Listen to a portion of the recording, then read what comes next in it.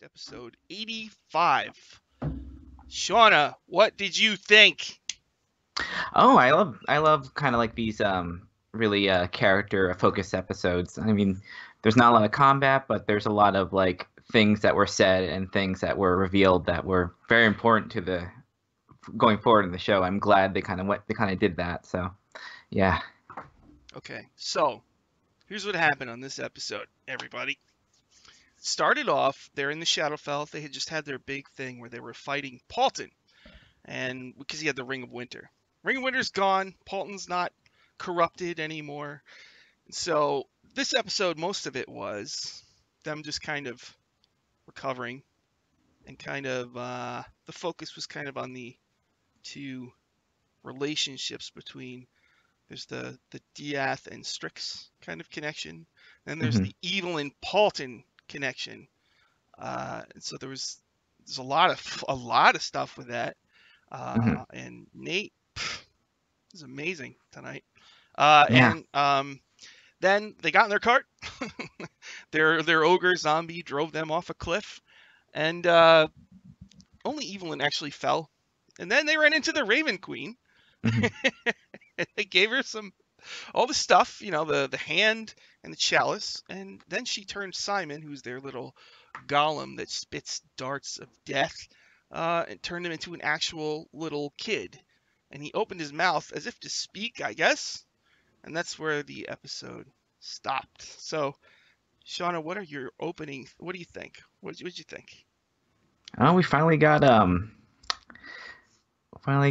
some kind of relationship between Evelyn and Paultin, and Paultin's kind of starting to kind of take that turn that we had when during like the Tort episode when he's kind of opening up more, like he's more vulnerable. He actually apologized to Evelyn this one, which was nice. He did.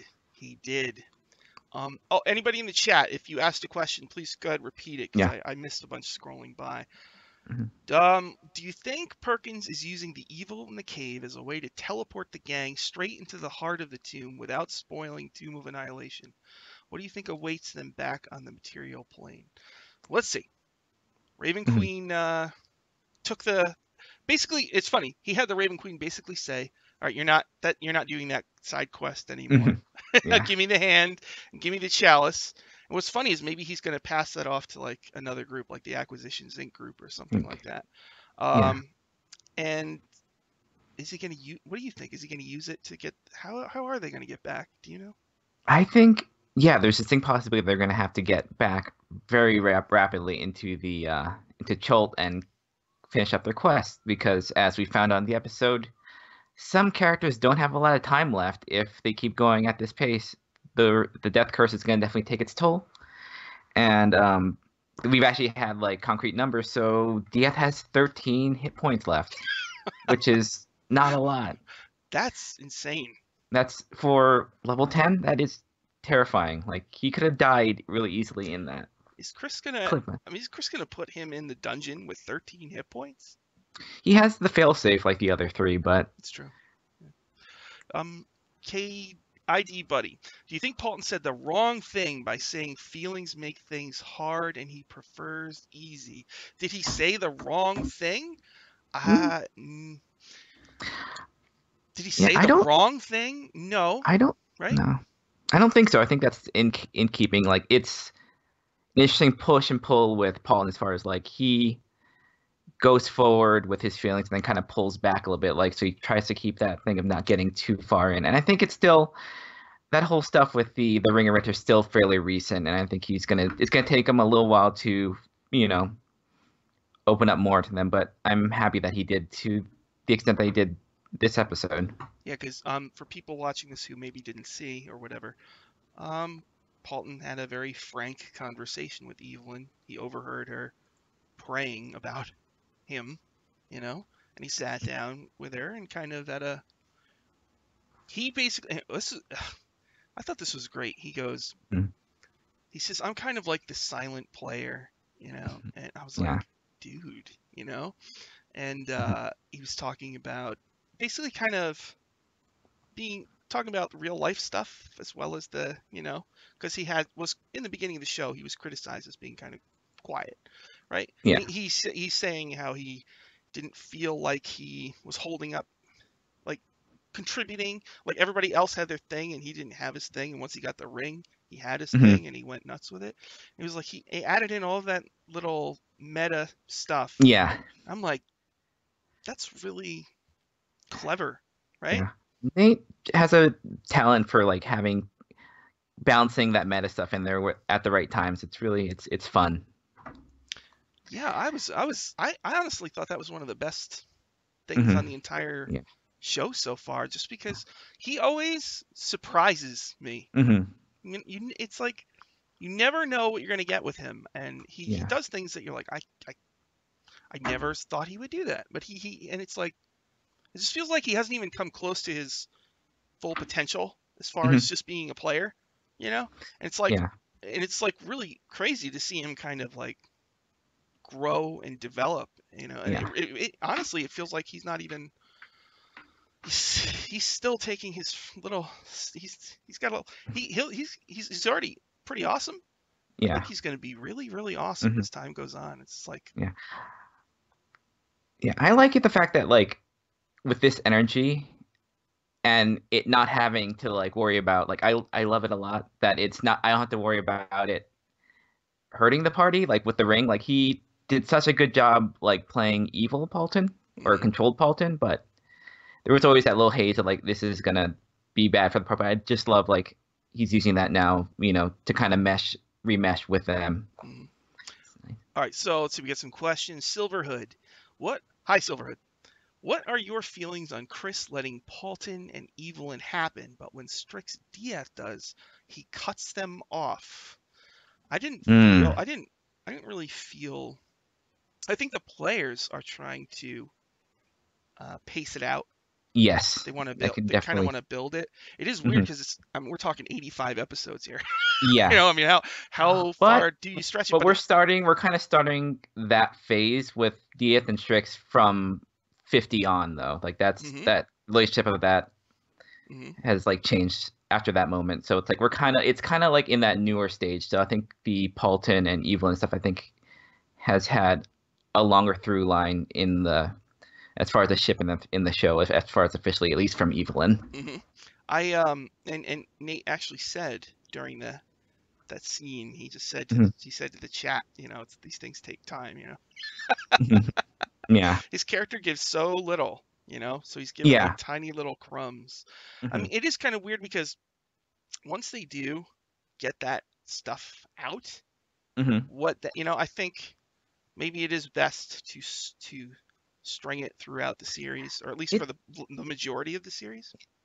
it can work though. That's happened in like shows like Critical Role where the characters have like a romantic relationship and it doesn't necessarily you know badly affect the show. It goes on, but it's a different show. So I mean that's possible. It's funny because like in terms of TV shows and Hmm. movies, like Yeah. on The Walking Dead, once Glenn, what's her name? What was her name? Lauren or something. Hmm. Once they were together, it I, was kind of like Glenn to me. I don't want to get on The Walking Dead, but as yeah. soon as Glenn died, I stopped watching because I love that guy. He was the whole reason I watched, and I think a lot of people Yeah. felt the same way. But they them jerk. I don't want to get into a whole thing about Yeah. it. I think But those kind of things could happen on the yeah. show, but it's because we're in uncharted territory. This is a Hmm. D&D show. It's not a TV show. So, Yeah. The thing I notice about like difference between like a TV show and like a D&D show. mhm, In like a regular TV show, characters kind of like get kind of like calcified in their like traits and stuff. Like their traits become more kind of characterized, more bigger. But I've noticed as time goes on with like D&D streams, the characters get deeper and they just become more complex, which makes that growth and the changing of like relationships feel a little more natural and less like something that's disrupting like the status quo. Because with like the D&D and stream shows, mhm, the status quo like changes all the time. There's no, it's more like equitable to change and stuff like that. mhm. I think. I that's definitely a thing. It seems like on most TV shows, like The Simpsons, the characters become parodies of themselves at a certain Yeah. point. Mhm. Where it's like Homer Simpson started out a little stupid, and then it was just like he got as dumb as you could possibly be. You're right. With Yeah. D&D, the more they play, the more they understand their character, Mhm. and the more they kind of master the way Yeah. they play their character, and they kind of get to the point where they're thinking like their character, and they know. You're Yeah. right. That is, that's funny. That is a big upside to Because D&D games online. I remember at the beginning, Strix's Fear is very like it's very kind of surface and kind of like it's out there, it is. But as it's kind of gone on, it's kind of got layered, and it has like nuance to it that it didn't have like in the first couple episodes where she just kind of just ran away from everything. Episode 1 was kind of like a wacky Hmm. comedy show, which I loved that episode, but it's Yeah. completely different now. And it is. Stingcat Breezy says, I've found lots of D&D shows to be more involved than TV shows, and you Hmm. just feel a sort of genuineness that you don't get with TV. That's true, Yeah. right? Because D&D is like, you're there, you know? It's sort Yeah. of like, Because you know, this is your I've avatar, these characters are usually very important to people, because this is kind of them, in a way. yeah, because I've heard like Holly, Jared, and and well, talking about Anna talk about like the how much you think about that, and it does. And that happens like when I do that too. You kind of get that personality kind of in your head, and it kind of like it surprises you sometimes, and it you get really emotionally tied to it, and I think that's what gives the whole thing like kind of that push because everyone feels so invested. It's not necessarily a character that you're kind of like moving from place to place. It's something like players care about. So it's Oh, hi Lisa. hey, Looking forward to listening to the first episode of your podcast. I believe it's called Behold Her, which is the mhm. best name for a D&D podcast I have ever heard. It was wonderful. I listened to it. It was It awesome. was Awesome job, Lisa. she packed a lot of stuff into that, man. So what were we talking? Oh, I wanted to say, so Evelyn went to pray, and then Hmm. Paultin snuck up on her, and Anna Yeah, said she didn't expect that to happen. yeah. And as she described her prayer, did she start crying in real life? I I have a hard time switching like, but it was something that like it was very well thought out. Like it was incredible. It's like one of those things that like I remember seeing one of her tweets that she does prepare for things, but like this the way she integrates like kind of like preparation with like the actual play is Hmm. really awesome, and it was really emotional. They think about their characters during the week, and I think that's when you have a really good game. Hmm. And I mean, what's nice is this is Chris Perkins running a game for you. So if there's any time you want to give 100%, this is the time. And it's so nice to see them. Hmm. They're giving more. I've never seen D&D players that were more Hmm. into or committed to a game. Yeah, because I mean, also when like they've done things like write, the stories or have had stuff like that. Chris has been really good about like integrating that stuff and kind of like listening to that, Hmm. so they feel more encouraged to actually do that in the future. And I think it's what makes this whole thing like really special. He has so much patience as far as the first half hour of the show. I was a little antsy. As a Mm, DM, I would have sent them packing like 10 minutes into, but he kept them, yeah. and it worked out really well. And it's like you just kind of like sit back. That's why I like the show because you kind of learn. Watching other people DM, you learn what happens, the things how you can Hmm. become a better DM. All right, ID Buddy. It's how when most people tell D&D stories, it's not my character did this. It's we did this thing. Hmm. That's true, right? Yeah, Yeah, it's 100%. it's I never, it's funny on Dice Camera Action, when the players talk about their characters, they refer to them as another person. When I play a Hmm. character, I just say me, just Hmm. to avoid any confusion. I mean, it's me. This is my character. I'm in this 100%. And it's like, for some people make the same character over and over and over, and Hmm. usually that's just kind of like that's kind of like their ideal self, or that's just the thing they really like and they want Hmm. to be. And it's really cool. They care because this they're finally getting to do this this thing that they've always imagined. Most people have most creative people, I think, have a novel in their head or a story in their head, and this is a way for them to kind of bring it to life. I think that's one of the really cool things about D&D. Nicole F, have you realized that there hasn't been a player death yet? Do you think Chris will give the opportunity for someone to die minus the death curse, or let it Oh. go for one season? What do you think? I think it's not gonna. It's gonna be if one of the four actually written off the show dies, it's gonna have to. I think it's not gonna be a surprise. I think it's gonna be one of those things where I think Chris might have even said that it's gonna be between the player and the DM to figure out that if that character's gonna die, it's gonna be permanent. Well, what if the dice just say you die? What do you think Chris would do? I think it would have to be what the emotion is at them. There's tons of ways of having, like finessing that, and also finessing the fact that there's, even if they don't die, there's consequence to it. Like the whole Barovia thing, they died, but they came back, but that had a lot of like just forward going issues for them. All right, let me put it. Okay, what if, let's say, they just get in a fight. I keep waiting for a shadow dragon to show up. I don't know why, but let's say they had fought a shadow dragon tonight, and everybody just rolled really bad, and the dragon just killed one of them and swallowed them. Would you want Chris to save them, or would you want them to die? That's I mean, I'm always that person that kind of just, I don't want to see like characters go just based on just like happenstance a lot of times. I'm fine with I'm more of that person where like I'll take the consequence. I'll take like some sort of like trauma rather than like having some character written off, because when you write that off, that's the end of that character. All the arcs are gone. Everyone kind of has to start off with like a slate with a new character and stuff. That's kind of a thing I've always thought about in D&D. Some groups, especially in the olden days, you die, you die. For me, running games, it was like the story makes no sense if everybody's dead and there's just these other random jabronis that jumped in. It's like the TV show where they recast every part. Like, why am I, I mean, the show's over, you know what I mean? So it was always like, but then if there's no threat of death, then what's the point? Yeah. I mean, go ahead. Threat of consequence, I think, is more interesting. Like threat of death is something that can happen, like if on a long line of bad decisions. I think for me, I think that's what. Okay, bunch of questions. Do you think the soul worms in the players are there for that very reason you talk about, with the dice killing them and Chris not wanting them to die? What do you think?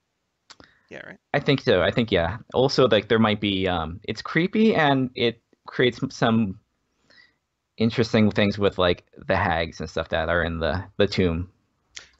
It's what I like is, well, I think that is his kind of like his backup. And he probably also has some idea of what he wants to use them for. So it's kind of like a twofer kind of thing. But Evelyn does not have one, right? So she doesn't have that. So that's. But Evelyn has like, she might now have as much hit points as the rest of the group does in total at this point. They could fight 2 goblins and die. Because she has like a 20. She has a max constitution, and she hasn't had the death curse. So, and she's a paladin, so. She probably has.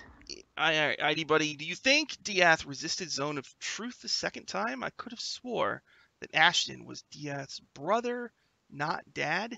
I don't think they said. I thought they said like it was a relation. Like. Yeah. I don't think they specified what that relation was. I think Diath is just maybe assuming that it's the father. It's funny because those little tidbits of information are spread out over a bunch of episodes. So yeah, I think I have it actually on my site. I have a page of like a bio page for each hero. So there's probably some of that squished in there. I don't remember it though off the top of my head. As all that stuff is like it's spread over so many episodes. It's very hard to keep it all, together in one shot. But I mean, there's the Woodrows, right? And yeah, Ashton. I think when they on the live show when they went to Sigil, they did. I think they saw a Woodrow, right? I know they saw some Skizixes. They did not. They saw the ASMR man, the one that gave him the keys, but I don't think we know who that is in relation. We just know that it's someone that Diaz knew from his past. All right, there's more. Let's see. Isaac, the Broma. Oh, I just feel the need to mention that Donald Trump today has declared we are making a Space Force. Okay, and I'm 100% in on the Space Force, everybody. So I hope that if you're around 17 or 18, that you enlist in the Space Force and help defend America from space. All right, I just want to make sure everybody knows about that. All right. Do you think Diaz resisted? Oh, I read that one. Isaac seems surprised that Diaz didn't die in Barovia. Do you think that there is any tie between the unique circumstances of Diaz's first death and the Lorcatha business? Like I had this thing where like it's been theorized, or I don't know how concrete, but it's been theorized that he has some sort of resurrection thing happening when he dies. Mm-hmm. And that the only thing that kept him from doing it again was the Barovia being a kind of like a demi-plane that keeps everything in, and he can't, pass on and, What I remember when he died, time slowed down. There was like a skull in the clouds, right? And I don't know if we ever found out what that was all about. But when he got hung, what happened? I don't remember. I think he just died. But he ended and his ghost, his spirit like stayed and got possessed. He possessed Paultin for like a few episodes. That was fun. That was good. Yeah. I like that. I mean, that was okay. So what was the skull though? I didn't get that. I don't know. Like I don't remember. That was so long ago. It's funny because they were in. I think Barovia's in the Shadowfell. So they're there again. Maybe that skull will pop up. Do you think that they're going to go back before, like, relatively soon? Because of that, there was a lot of importance put on that book that Leigh Wachter had about the Lorcatha stuff. The group was like at a crossroads, and they had a choice to make. And I wonder if Chris even knew what they were going to do. They could go after the ring. They could go Lady Wachter's to get the book. And or they could, they got to get rid of the death curse. And as a DM, you're like, they got to get rid of the death curse, but they're players, so they went, let's go to Lady Wachter's. I'm like, of course, of course they did. The weirdest, most random one is the one that they want to do right now. It was like, I figure I should have saw that coming. But yeah, I don't know. They did Waffle on that later. So I guess they're gonna see what's in that cave. I guess that's kind of what they're gonna figure out. So let's see here.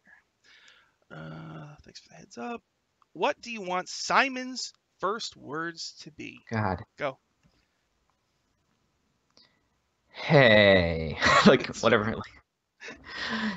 Like what Paultin always said. You know what? I wonder if he's gonna get a guest star to play human. I don't. Paultin or Simon. Yeah. Maybe. Although that's a permanent kind of thing, though. Yeah. Huh. Also, if you have a little kid, though, it's a little different when it's an actual little kid. Are you gonna bring a little kid into these deadly places? I don't know. What's Simon's they've don't have a great track record with children, so I mean that's not great. What I was thinking is he said Simon opened his mouth and stopped, and I'm kind of like, is he still gonna spit darts? That's kind of what I was thinking. He's gonna spit fire or something. Like somehow he still spits darts. Oh God. Or like he can grow them out of his shoulder or something like that, Yeah. Oh yeah, that's right. Karen Worm had something said like his first word should be "I'm a grown man, dang it," and he is. I mean, he's as old as Waffles. He's like 50. He's spent that time in Barovia with Strix, so. I think I would like it if he just still didn't talk, and he still turned his head 180 degrees. I'm curious what that's gonna be. How that's gonna change that relationship with Paultin now that it's just been kind of like one side as far as communication. Oh, Jeanette is saying, I don't think he's a little kid. I think he just got the ability to speak. Yeah, I think something about him having a actual mouth rather than just having like the little dart hatch or whatever. That is so weird. Why? We'll find out, I guess. What is that? Just the mouth? That's the gift the Raven Queen gives you?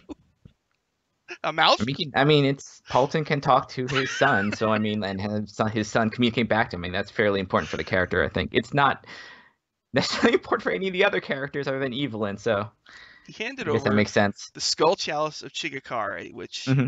at the very least is worth like thousands and thousands of gold, and Yeah. handed over the hand, which was a funny little NPC, Hmm. and he got a mouth. And I was like, Well, I gets don't to get talk to his this. son. Who? Okay, what does it say? What do you think is the incredibly powerful undead? They sensed undead at the end? Yeah, like I couldn't remember if that was actually if it was the Raven Queen itself, or was it something else, or was it just like the mass of corpses in the shipwreck? I couldn't tell, but I mean, it's possibly that it's whatever in this. It's in that cave. Oh, I I'm he curious. he had described Chris. So towards the end there, they got to this beach in the Shadowfell. There's a white cliff. There's a black beach full of bones, white bones, and then the ocean's just got shipwrecks, endless shipwrecks. And it's like Chris had read in around fourth edition in around 2011. Chris wrote a lair assault called Talon of Umberlee, and the map. It's a great poster map by Mike Schley, and it's just a big collection of shipwrecks. And Chris also in the Turtle package put in a whole shipwreck sequence. So it's like it's really interesting to see. He has kind of themes that he comes back to in his Hmm. games. It's kind of like he has the things he really likes, and he kind of comes back to those things over and over. Like the dwarf. In the Acquisitions Inc. show, they went to a dwarf citadel, and in the treasury, there's these hovering stone orbs you can open, and they have treasure in them. And so he had actually put that in an adventure he wrote in Dungeon like 20 years prior. And it's so weird, like that he has these certain little things he likes to bring back over and over, and it's fun to kind of think like what the connection could be, or in the case of the dwarves, maybe the dwarves that's just a dwarf thing that they do. That's how they store their stuff. That makes a lot of sense. Hmm. But it's like shipwrecks, it's kind of like this guy really likes shipwreck. That is a really cool place to have a D&D adventure. Like just a field of shipwrecks, full of undead and hags and treasure. That's pretty Hmm. cool. All right, there's a Yeah. billion questions here. Uh, let's see. Hypothetical question. Do you think Chris will make Simon a throwback physically to Freak from the Bone Grinder back in the little boy named Freak? Oh, I forgot about I don't know. I forgot about him. Freak. Oh, that's right. That's no, but he's right. Um, Hmm. because Paultin was friends with Freak, and he took Yeah. care of Freak. So he's had this. Paulton's had this. He's kind of been a weird uncle for a long time. Yeah. Well, it's the only one that's good with. What happened to Freak? Do you remember? Did I don't remember. Like it's. they sent him off with Irina's brother, right? I think that's what the end. Oh yeah, I guess that would be safe. Like, because we never heard from him afterwards, And then Irina died. and then Rita died, unfortunately. All right, what else we got? Freak was really attached to Paultin too. Now that was early in the show, and I was worried about because I had written the guide to Curse of Strahd, and Hmm. that Hag Tower to me was like really deadly, The and um I didn't the what's understand why they put night hags in there. So I was very interested to see him run that. And the bone grinder? yeah, the Bone Yeah, Grinder. that thing. I every group I've seen has had a hard time with that one. But Chris himself actually changed it to a weaker type Hmm. of hag. It was just Hmm. very like, why did he do that? I don't, it's like, why were they more powerful? I think part of the thing they do sometimes in their adventures is they put stuff that's really hard in there on purpose, just to Hmm. kind of remind the players that there's things that are really powerful out there. And, I guess Yeah. just for Yeah. variety and just for, you're going to get these crazy stories out of it. Yeah. It's a good thing to like scare groups into like being defensive and scared. The horror thing. Just having these overpowered hags in a tower. It's just as a DM, what I learned over time, especially running games in public, was running scenarios that are really hard does not Hmm. make for a fun time for you, or because there's certain players who really get angry, like it ruins their life, for that Mm. night. And it's just for me, it's like not worth it, and that's why alarm bells went off when I read that. And so Hmm. I was really interested to see him run it, and I saw that he actually toned it down, and I was like, oh, okay. You know, I mean, and it's like it's not the end of the world. That's the great thing about the show is like you get to see him run it, you know, and Hmm. because you get insight into what they were thinking when they wrote these certain things. Hmm. You know what I mean? And it's tailoring the stuff that, the DM isn't incredibly beholden to the adventure. Like you can tailor it's fine to tailor it to the players if it makes everyone have more fun and makes everything work better. Mhm. All right, Library of Alexandria. Ezek might have broken the Ashton Concordance by killing Diath, hence the skull in the sky. Oh, What do you think? I mean that could be something that was So it's the Ashton Concordance. Accordance. Ashton. Yeah, Ashton is possibly not even a person. Like Ashton's a town. Like I guess new information that it's a place. It is. Ashtown. Ashtown. Okay, so I read a little bit of that in the chat. I was a little confused. I couldn't tell if it was named Yeah. after Ashton Woodrow or if Yeah. it's Ashtown, because for the first in the beginning I had the vibe that it was Hmm. because in the first layer of Hell, Avernus, towns get Yeah. dragged in. It's happened a few Yeah. times. There's this Hmm. area called, I think it's called the Road of Good Intent or something like that, and there's Hmm. a number of ruined mortal villages there. So Ashtown might be a new one. You know, maybe we'd Hmm. learn about that in the Tome of Foes. But I was confused. I couldn't tell if it was Ashton or if it was Ashtown, because it's weird. Like, I'm why are they naming it after the guy's first name? I don't I'm get that. thinking also that Ashton could be like one of those things of someone that's of note in that area, like Ashton, Hmm. All right. Ashtown, Ashton, I want to see if like a anybody. nickname. I want to see if people have anything to say about that. Now, Ashtown Concordance says the Hmm. Obroma. Okay. I want to know. Anybody in chat? Do you know? What do you think? Is it Ashtown or Ashton? I have no. I don't. I'm a little lost on that. I mean, I think we're supposed to be lost on it, but Yeah. as you know, as a fan, I'm just trying to figure it out and just to see. All right, we got a bajillion things here. Let's see. Evelyn used detect evil and found that there was an incredibly powerful undead underground. Okay, I missed that. Underground. I Okay. didn't Yeah. know that. All right. I Okay. I didn't catch In the that piece. Shadowfell underground, there is the Shadow Anything? Dark. The Shadowfell has its own underdark. It's called the Shadow Hmm. Dark. I think How there's does that Fomorians down there. how is that different than like the regular Underdark? Is it It's just not. It's not that worse? different. Oh, okay. Just okay. I, But I they're not actually get linked them though. mixed up a lot because it's not. But the big thing is that there's those weird giants, the Yes, the Fomorians, that Fomorians. live Yeah, down there. I've had those. Which I've always had a hard time running. I never could think of anything cool to do with them. Yeah. Uh, all right, so we've got KKRP. Oh, Dylan. Hi, Dylan. There are things that are really powerful, and then you kill them anyway. Yeah, that's definitely true. ID Buddy. Could be both named Ashton so they know who the last Lorcatha is, and named after the town the Concordance was named. So it could be both. Could be both. Yeah. Nickname of the place nickname. Could be anything.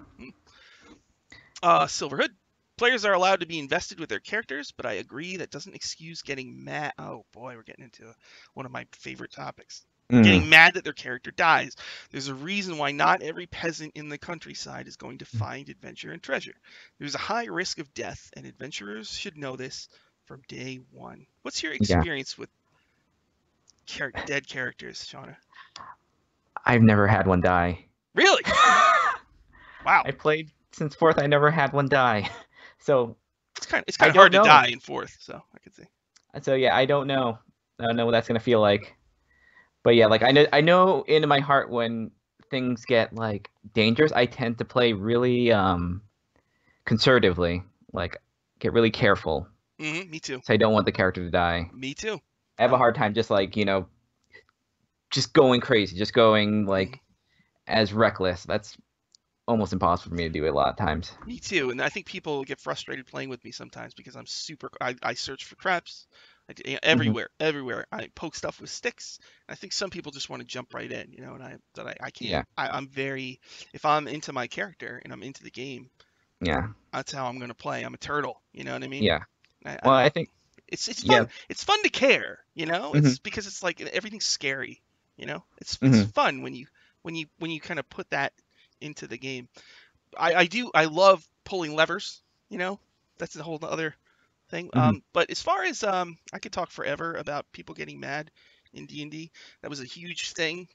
I ran games in a store from 2008 to 2014 or something, and you saw it over and over again that there was about 25% of the players who couldn't handle low die rolls Mm. and just things going wrong for their character. And Yeah. if they start missing a lot, they get really mad, and just it's like it was a thing. It made Yeah. it really wore down my enthusiasm for the Hmm. game over time. And so towards the end, it was like I was removing anything that might cause that. But then it's like you're kind of removing the danger from the game. And Yeah. to me as a player, it's like, why are we playing? But other people, I think some people actually like it when there's not that much danger. Some people play video games on easy mode and they enjoy it. Hmm. So maybe there's just that type of player out there that they don't want to be. Maybe they feel in life that they're challenged enough, and this is something where they can just kind of. Yeah. Everyone has different reasons why they come to these things, and it can get a little messy when everyone has different things that they want from it. Mm-hmm. All right, billions of things here. ID buddy. Oh, that was Ashton. That was Silverhood. He said Ashton says Mad Fartigan. Hmm. Ooh. Mad Mardigan is from Willow. I made a character based on Mad Mardigan, and I charged the Tarask, and I live to tell about it. So there you go. There's a really thrilling D&D story for you.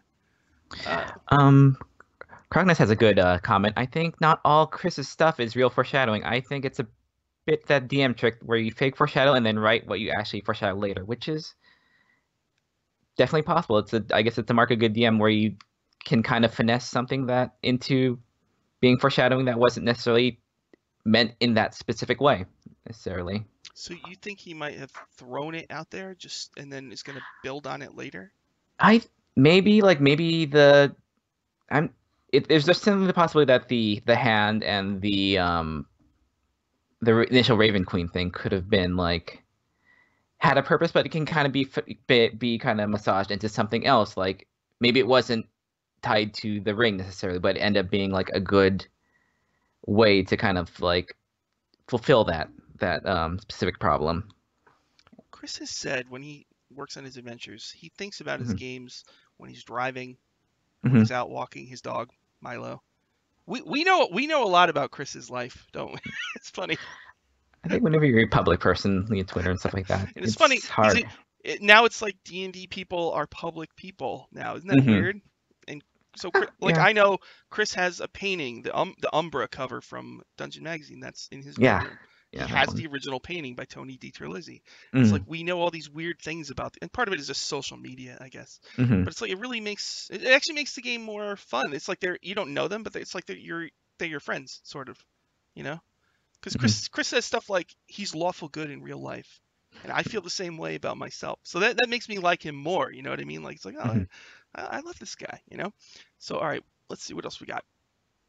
Ryujin 000. I still want to know why one Lorcatha was permitted to keep his soul. I guess so. The family, I guess possibly is that the family isn't totally eliminated, but the level of conflict is just lowered, and maybe it's a punishment of some sort. Maybe they did something. You know what? I think I really need to sit down and collect all that information. I'll try and do Yeah, that for next week so we can like lay it all on the table and see what we got and see what we can yeah. figure out. Because I need I to look. I need to go through that whole Ezek thing again. Like there was a lot of stuff, like mhm, Asmodeus being there, stuff like mhm. that. The Skizixes, I think I understand. They were Hmm. humans. They made a pact with Asmodeus that became tieflings. It's funny they became tieflings. In older editions, you were just born a tiefling, but I think Hmm. that's pretty cool. In fifth, now you can become a tiefling. I think that's a really cool Yeah. idea. Um, and for some reason, I guess they were at odds with the Lorcathas, Hmm. and there's a pact to keep them separate to stop the battle. It's like, what do you need the pact for? Like, why was it so important to stop this conflict? If it was angels versus devils, then maybe that's because the blood war was spilling into the city of Sigil, which the Lady of Pain does not want, right? So maybe It's that's what it was. it just seemed like it had way more implications than like a family like conflict that's at the point of when they stopped it. Like it seemed like everything in like the outer planes was involved in like negotiating that particular like accord. So probably find that out later. And I feel like Probably. we were told that there's almost no Lorcathas. There's just like Diath and maybe. I think it's just Diath. I think it's what we've been kind of So it's like led to believe. there's a lot of Skizixes and there's one Lorcatha. And I really Hmm. would like to see that. Gutter was brought to him, remember, by a friend of Ashton's, I think. Yes. It was this half dwarf, half orc. Orc. I'm Yes. like, oh, what a cool character. But he just showed up, he gave it, and he kind of took off. And it was like, I wish they would have talked to him more. I mean, he Yeah, was this but I dude. don't think he was under some sort of enchantment too, so I don't know if they would have been able to talk to him as much. Hmm. They could have Like, learned. Yeah, that's true. Yeah, he was. I think this part of it was Gutter was controlling him. yeah, or some other third party, maybe Shemeshka or somebody. Can Gutter talk? I don't remember. I thought Gutter could It talk. can talk. It can talk. It talked to Diath. It makes comments every time he kills. He draws blood. How much he loves it. They should use Zone of Truth on Gutter. I don't know if that would work. Does that work on? I have no idea. Probably not. But they should ask Gutter stuff. I mean, you could threaten Gutter. Just be like, I'll Yeah. throw you in molten lava if you don't tell me, or something like that. Or I'll put like a really It's weird gross key in you. the one thing I noticed from there wasn't a lot of like necessarily anything happening between Strix and Diath, but really interesting that Strix now knows that Diath like holds back a lot from him, like just lies to her, Mm. and that's interesting. This is an epic question. Do you think that Evelyn's love for Paultin causes her to fail as a paladin? What do you think? I that's tough. It depends on how much I guess I guess she said that she is devoted to the Morning Lord, so I guess it could be, but she does kind of want what she did say in this episode she wants what her parents had, and that in her eyes maybe that doesn't make them any less. It's just something that she hopes it holds out for. I don't think it's one of those things that it makes you any less, other than maybe in her view of it. I think Lathander would actually want her to do that. I mean, Evelyn is sort of like saving Paultin. Mm-hmm. She's trying to redeem him. I don't know. Honestly, I don't think it's going to happen. It could, but I don't think it will. Mm-hmm. But I think Lathander would be very happy with this, and that Evelyn's life is like struggle. You know what I mean? Mm-hmm. And Yeah. that's like a very religious thing. You know, she's suffering, trying to help others, and I think that's Mm-hmm. and she's only a mortal, so she's also fighting her own mortal Yeah. failings. Again, I want to say somebody had came up with the idea that how Lathander carries that baby around, that the baby is Lathander, and the dude is just some dude carrying him around. They should definitely do that. I think that is like the greatest idea ever. Yeah. All right, what else we got? If all but one Lorcatha gave their souls to Asmodeus, what did the Skizixes give on their side of the deal? I think probably part of their souls, right? Because he gave them the tiefling power. So maybe when they die, their souls go to him. That's usually how it works with devils in hell. So maybe that's what it was. Yeah, there has to be some sort of like equal give on that. I'm curious to find out what that is. Mm-hmm. Also interesting the fact that like Holly said in the end of this episode, there's going to be another PAX episode away from the group in like 3 weeks. There is. I'm wondering how that's going to be. You mean Holly's going to be with Acquisitions Inc. again? Yep. It's going to be another one of those summoning situations again. Oh, I'm so behind. I gotta watch those. It's just interesting because it's like it's kind of odd. It's another DM kind of like giving stuff like the items and stuff. I don't think it was just something I think that was just given like in that thing, and Chris had to kind of like figure out how he's going to use that.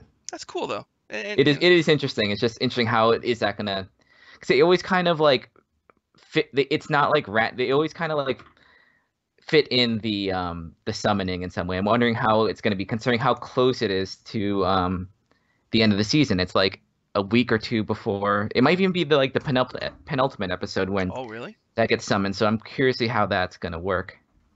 Is the C team kind of slowly? Is the Acquisitions Inc. games going to keep going, or is the C team kind of slowly taking their place? Do you know? I think it's always been like this for the last couple years, is that Acquisitions has always been just for the con and stuff like that. And C Team kind of just takes care of like the regular like content. So for the foreseeable future, it's probably going to end up being like that. It seems fairly comfortable, everyone being busy and whatnot. Mm-hmm. All right. bunch of stuff. If all but one Lorcatha gave their souls to Asmodeus. Oh, okay, we did that one. Ryujin, maybe we'll eventually find out what started the fight in the first place. Great question. I bet Shemeshka started it, right? That's my always thing. That's my little like theory is that Shemeshko's in on everything and is kind of like a little like puppet master for the group at this point. I mean, it could be tied back to the Voctors somehow. Hmm. But I don't quite understand the link between the Voctors and the Skizixes. Yeah, I don't know that either. That's I kind of want them to go there and just like kind of clarify that point, what that is, Uh-huh. because They worship devils, and maybe they kind of worship the Skizixes or something. maybe Maybe. maybe just an offshoot family. I talked to Paultin tonight too. I'm not sure what that gutter maybe. Yeah. Oh yeah, Getter talked to Paulton for a little bit before he like threw it back. Mega Hammy, what do you think happened to the Lorcatha souls? Well, normally, it's funny. If they were already angels, then I don't know. But if you're immortal and you are lawful good, in theory your soul would go to Mount Celestia. But Hmm. Asmodeus is always trying to steal souls, so who knows? And so an Azamar is a half angel. So if Diath's dad is a half angel, so Diath is like quarter Hmm. angel. So I don't know what that could mean, right? I have a question for you, Sean. Do you think we're gonna see a Sararak in the show? Was Asarak on the Acquisitions Inc. show with the Soulmonger? Um, I think he was. But I mean, for I he's been in bet. he's in the opening, and I'm curious if they're even gonna get to him. Yeah, that's true. He's in the opening. Yeah, they probably have him at least appear. I think he will. Yes, but I think I would guess the focus is going to be. I don't want to spoil the end of Tomb, but there's Mm, another creature there. I'm yeah, kind of thinking maybe the group is going to deal with that creature because that's right up yeah. Chris's alley. Because It'll like freak them out. this season's been weird. Hmm. Because like every season, it's been like the enemy has been fairly there for it's been the enemy of the campaign. Like it's been Strahd, and then further that section it was the fire giants. But like in this, it seems like it's Semeska and not Acererak necessarily.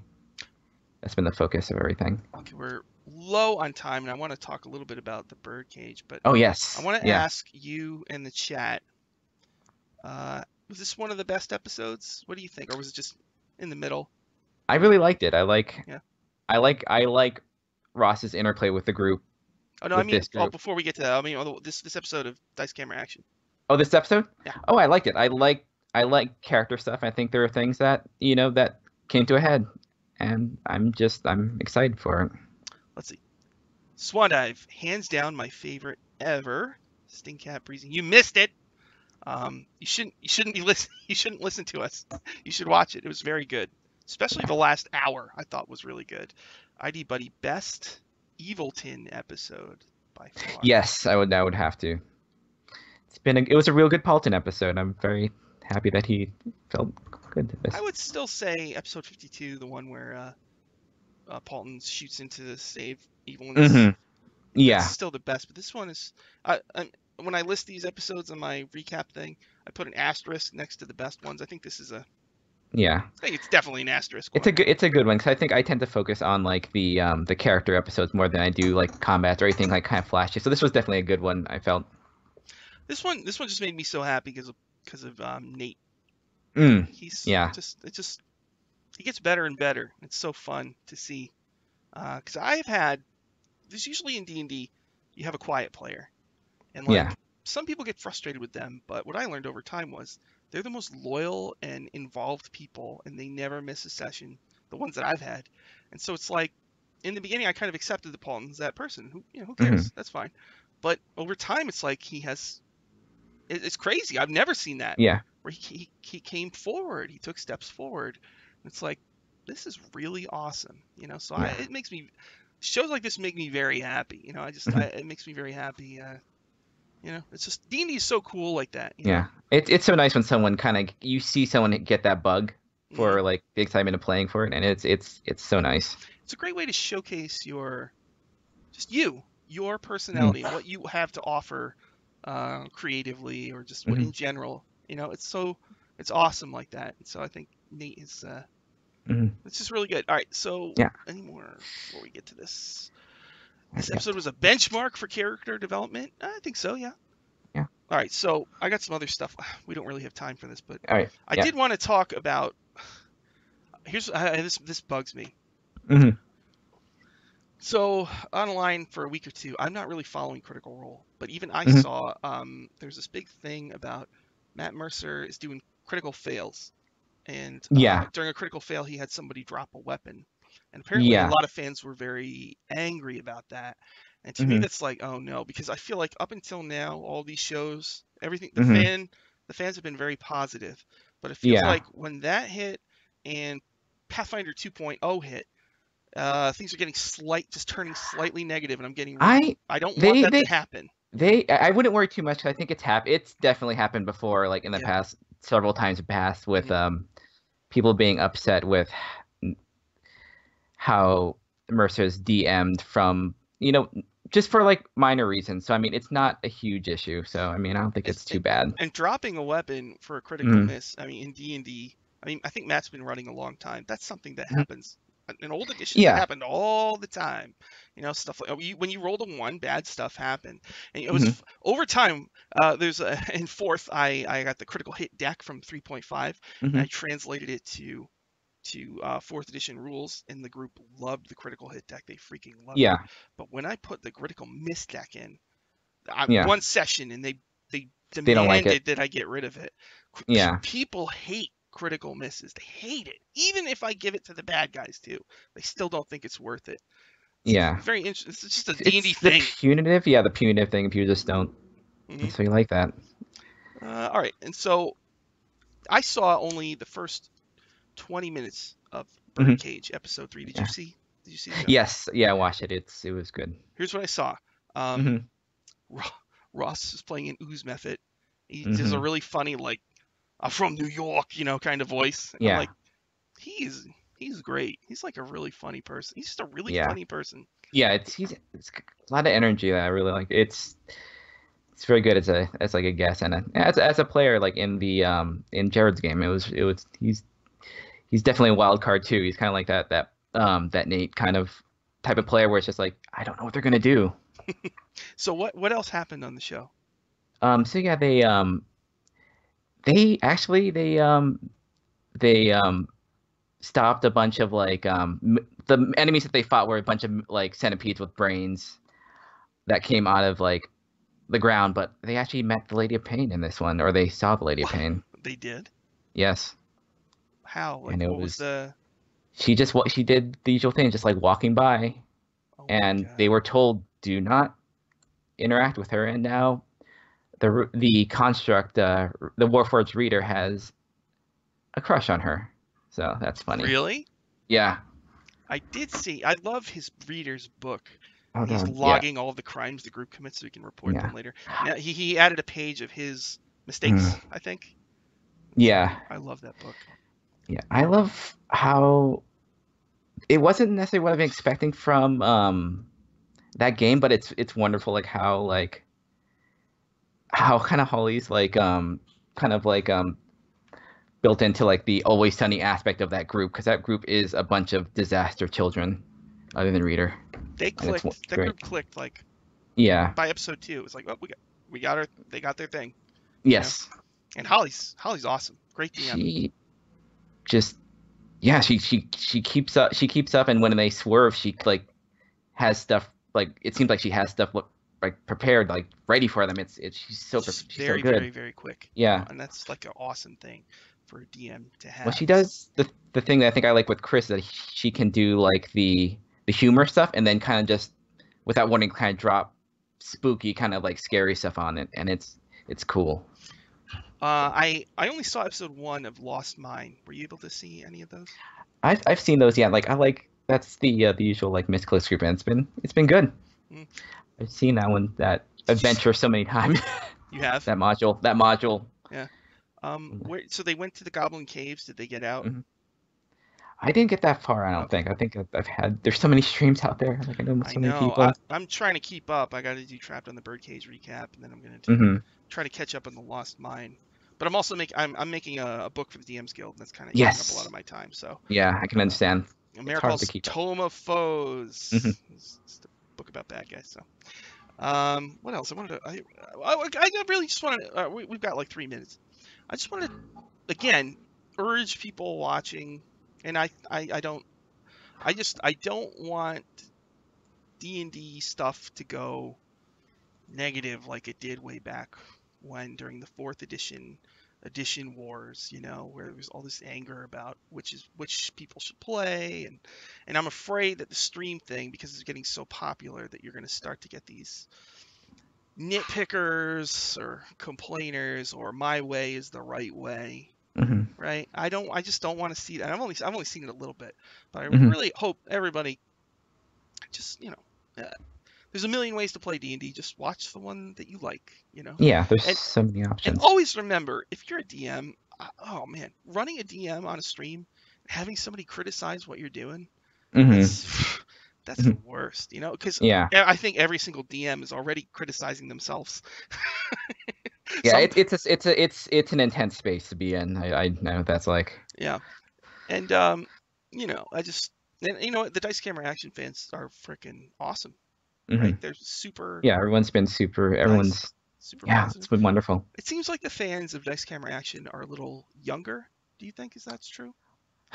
I don't know because I think streams in general skew younger. I think People in the I chat, don't know. how old are you? Are you in high school? If you can, let me know. I want to see how many people are. I just want to know. No, okay, one is no, 'Cause, yeah, no, yeah, one. Okay, two. Well, 19. It's kind of young. 'cause I think most streams tend to be around like college to like late 20s and stuff like. Because it's as you get older, it's harder to fit these things, and there's such a. I mean, they can be a time sink. So I Mhm. I get it. I'm seeing a split here where it's like 30 to 40, and then one says 13 to 20. Um, That sounds about right. isn't that cool? There's a whole new. Yeah. This is a great time for D&D, and these streams Hmm. are so awesome. And I hope that I think there's room for everybody. They just keep Hmm. growing. Yeah. And anybody watching this, you should try playing if you haven't. It's every game is different, but it is worth it. I mean, if you like watching Yeah. it, you will like playing it, and it costs almost no money. You just get the online rules for free. You can play on Roll20 or just get some of your friends together. It's a really good way, especially if you're in high school. D&D is a great way to socialize in a safe way and healthy way. And that's one of the things I really like about it is like Yeah. you're doing something with your friends. Yeah. I It's really mean, cool. as someone who's shy, it's a great structured way to get to hang out and not be in like just being thrust into like a party or something like that. It's actually been super wonderful for that sort of thing. How old am I? I'm in the upper end of the people posting the uh, Pathfinder Second Edition is hitting beta too. Yeah, it's an awesome time, Mm, and I guess yeah. Pathfinder's going to be on Roll20 now. I think they just announced that yesterday. Mm, So good. Hey, the more the better. yeah. But whatever, man. I don't like have a. I'm not invested in just. I love D&D 5e, but like I'm not like trying to run the other ones off the road. I know everybody play what you want. There's room. There's plenty of room for everybody. Mm, It's all the same anyway. It's all It's all role mm. playing. It's all just numbered math differences. That's all. All right, so yeah, we're out of time. So this re-airs on Thursday. So if you're watching this on Thursday, Trapped in the Birdcage is about to start. Yes. And today, right now, remember that Anna's show is on Misclicks, Lost Mine. I think this will be episode 4. She's doing the starter set adventure, which that's really cool. I can't wait to read Hmm. along and kind of follow that. Anything else you want to say before we go, Sean? Oh wait, Shauna, I wanted to say, you played Greyhawk last night, right? Yes. How was that? It was fun. It was Yeah, a lot of fun last yeah, second, but it was great. I had a uh-huh. lot of fun with those guys. Yeah. And there's something else. Oh, you and I played a few days ago in a game by Grant Ellis, who runs a lot of Hmm. games online. I'm in one group of Grants, and Shauna is in another group, and we're in the same world. And so we actually had a crossover And you, Shauna, you and I actually attacked the same guy. Yeah, And my you character is you like tried to. threatened by the other group, so I actually tried to. I sabotaged you. It was an interesting experiment having those two groups in there, but it was fun. I loved it, and it was great. Those things happen so rarely, but it was wonderful that sort of stuff even happened. All right, so that's going to be it for Waffle Talk, episode 85. I think the final verdict is that it was awesome. Awesome. Okay. Good character stuff. And thank you all very much for giving me questions and comments. And you're all awesome. Thank you very much. We'll see you again next week, and this will re-air on Thursday, right before Trapped in the Birdcage. Okay. So thanks. See you next week. Yeah, Bye thank bye. you. Bye, guys.